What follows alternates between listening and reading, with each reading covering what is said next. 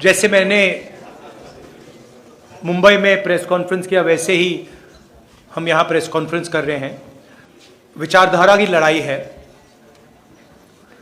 एक तरफ इंडिया गठबंधन कांग्रेस पार्टी जो संविधान की रक्षा कर रही है और गरीबों की सरकार, किसानों की, मजदूरों की, पिछड़ों की, दलितों, आदिवासियों की सरकार चलाना चाहते हैं, और दूसरी तरफ वो शक्तियां जो संविधान को, अंबेडकर जी के संविधान को क्रश करना चाहती हैं, खत्म करना चाहती हैं, फाड़कर फेंकना चाहती हैं।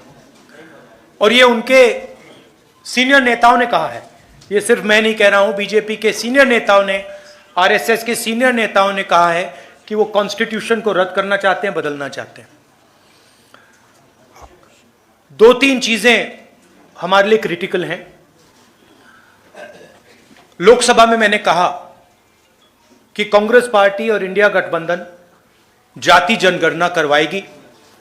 हम ये पता लगाना चाहते हैं कि इस देश में पिछड़े वर्ग के कितने लोग हैं, दलित कितने हैं, आदिवासी कितने हैं और उनकी भागीदारी कितनी है, कौन सी संस्थाओं में उनका पार्टिसिपेशन है, कॉर्पोरेट इंडिया में क्या पार्टिसिपेशन है, जुडिशरी में क्या पार्टिसिपेशन है।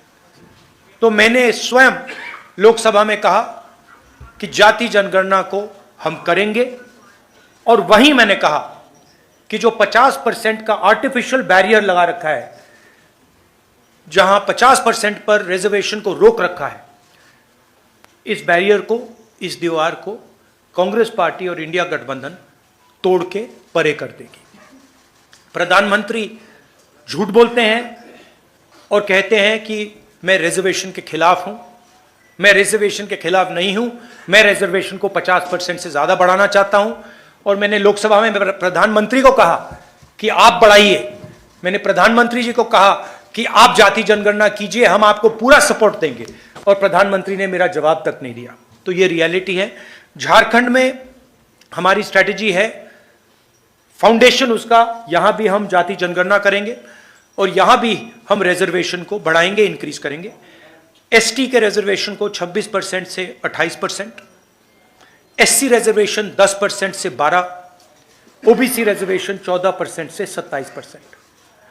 हम ये कोशिश कर रहे हैं, बीजेपी के लोग इसको रोकते हैं, इसको रोक रहे हैं, इसको आगे नहीं जाने दे रहे हैं।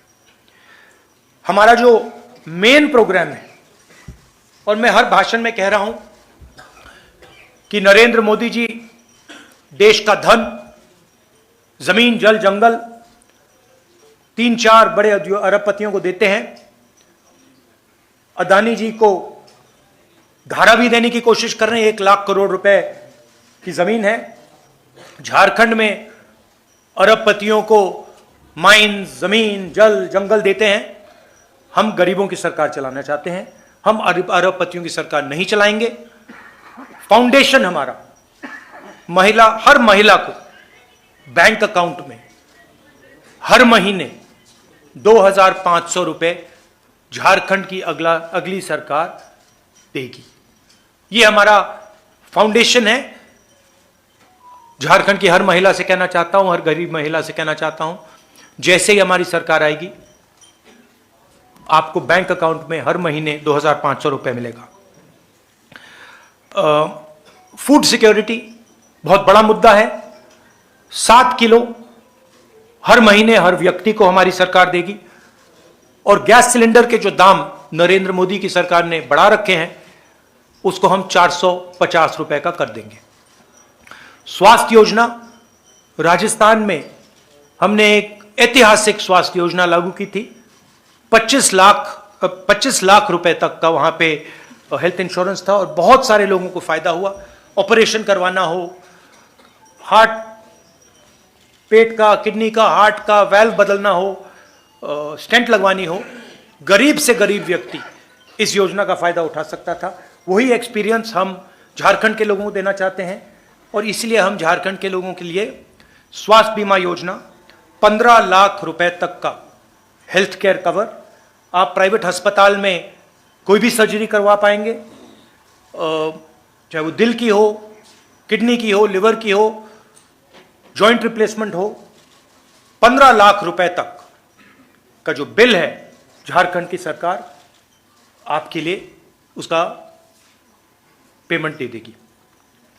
किसानों के लिए धान की एमएसपी आज 2,400 रुपए प्रति क्विंटल है।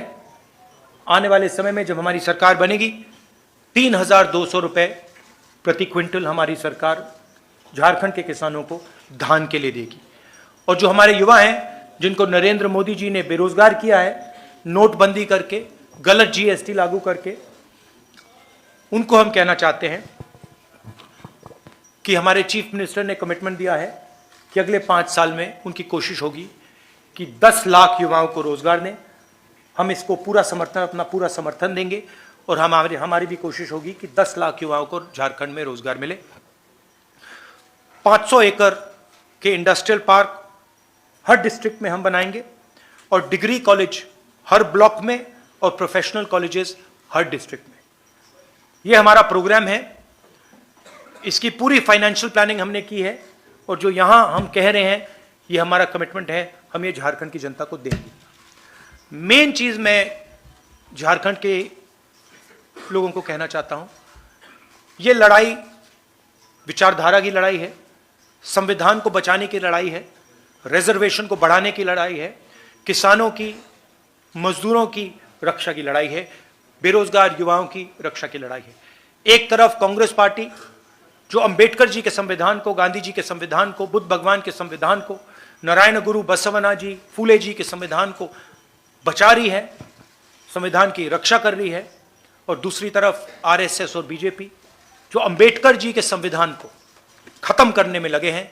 और मैं यहां मीडिया के सामने कहना चाहता हूं कि कांग्रेस पार्टी का हर कार्यकर्ता, हर नेता ये कभी नहीं होने देगा, संविधान को हम कभी नहीं खत्म होने देंगे। अच्छा, एक और इशू है, 1.36 लाख करोड़ झारखंड की सरकार का है पैसा, वो दिल्ली की सरकार दे नहीं रही है। लैंड कॉम्पनसेशन का पैसा है, कोल रॉयल्टी का पैसा है, और ये झारखंड के खिलाफ बीजेपी की सरकार काम कर रही है।